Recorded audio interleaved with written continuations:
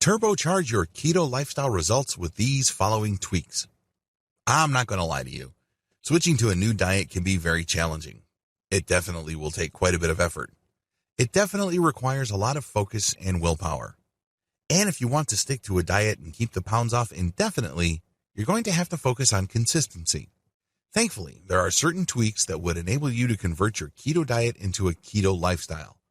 This really is the secret to any kind of weight loss program. If you look at diet just as a means for you to lose a few pounds here and there, then chances are you're going to regain those pounds. It's only a matter of time. On the other hand, if you look at your weight loss system as a gateway or a transition point to a different lifestyle, then the weight is probably going to stay off. That's how it works. Keep the following tweaks in mind. I don't expect you to master all of these the first time you try them. Usually it takes a while to get used to them, but eventually they will become second nature to you as long as you give them enough focus and importance. Eat only when you're hungry. I can't even begin to tell you how many people eat out of obligation. I know that sounds crazy. It definitely sounds ridiculous, but it's true. I know it because it happened to me. This was my standard practice. I would look at my watch or my mobile phone and notice that it's a certain time. That's when I know it's time to eat. So, regardless of whether I'm hungry or regardless of how busy I am, I just sit down and enjoy my meal. That's a serious problem. Because if you're not hungry, you don't have to take in those calories. You can just lose yourself in your work, or you can just focus on what you're doing regardless of the time. It doesn't matter what your schedule is. If you're not hungry, you don't have to eat. This is a hard habit to break. A lot of this has to do with our upbringing. Our parents, bless them, would sit us down at certain fixed times. In my household, we were expected to eat from 6 to 7:30 a.m., and then from 11 to 12:30 p.m. Our final meal together would be from 6 to 8 p.m., depending on people's schedules. But those are the time ranges. When you've been doing that for many years, it's hard to break free. It's hard to try something new. It's as if your body clock has essentially evolved around those schedules. But there's really no rule written on granite stone that dictates that you should eat out of obligation because of time. If you want to convert your keto diet into a lifestyle that you can stick to for life, eat only when you're hungry. This is the most empowering thing you can do. You're eating to live. You're not living to eat. I know that sounds like a cliche, and it is, but it's also true.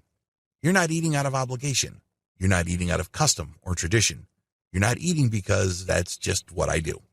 No, you're eating because you want to, and you should only want to eat because you're feeling hungry.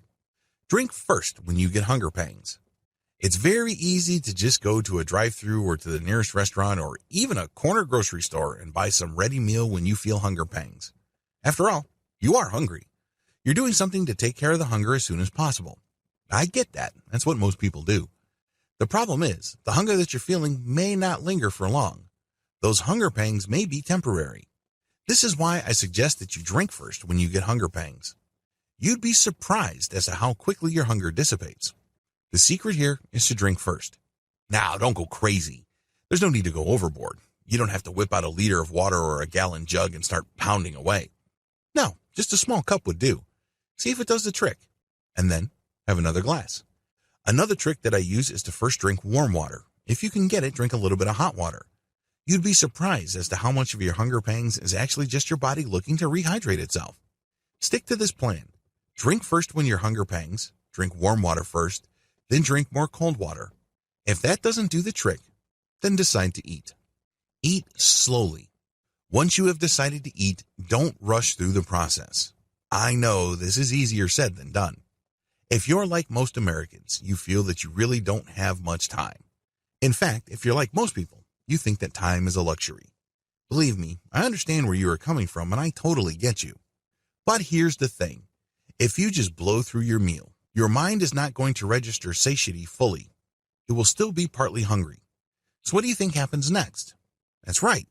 You eat even more calories until you're fully sated. Usually, in that context, your body only feels full when your stomach has expanded enough. As you can well imagine, this is not a recipe for weight loss. You end up eating too much. This is why it's a good idea to eat slowly. You're eating your keto meals. That's awesome, but eat slowly. This means that you get to enjoy your food more. It also gives your brain time to synchronize and line up with your body. Because when you eat, You're actually releasing chemical compounds through your body. It's sending all sorts of signals. There's this interplay between your brain and the rest of your body, particularly your digestive tract. If you rush through your meals, this delicate balance of signals cascading into each other and reacting to each other doesn't play out fully, so you end up overloading your system with calories. Eat slowly. There's no rush. Enjoy each mouthful. Celebrate your food. Again, eat to live. Don't live to eat. Look at each of your meals as some sort of event. When you have chosen to eat slowly, your mind has opened itself to the possibility of looking at food as some sort of celebration. It is not just empty generic fuel that you just load up on so you can do more important things throughout the day. Unfortunately, this is how most people view food. Food is an end in and of itself. It is something to be celebrated. It is part of what makes life special. You need to slow down and eat more deliberately for you to really savor your food. Once you've started to do that, then eventually, you will be able to look at your meals as some sort of event. It's something to look forward to.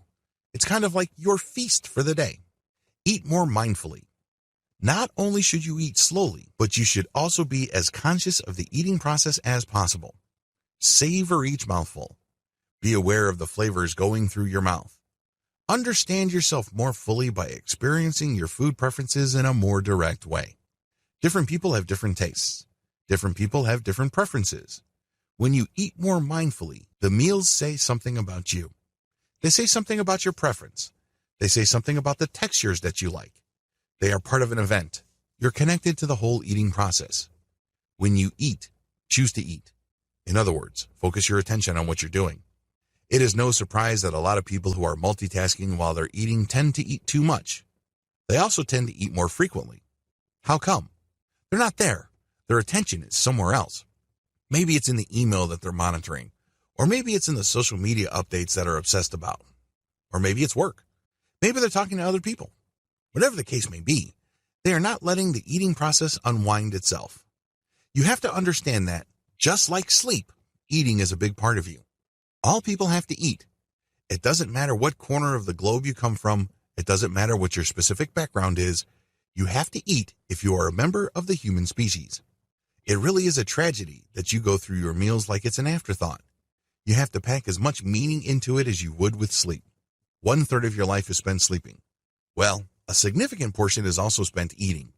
Wouldn't it be great if you're more aware and appreciative of that percentage of your precious time you spend eating?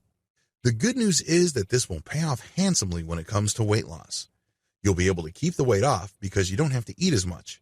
And also, when you're eating keto foods, you enjoy them better and they make you feel fuller for a longer period of time.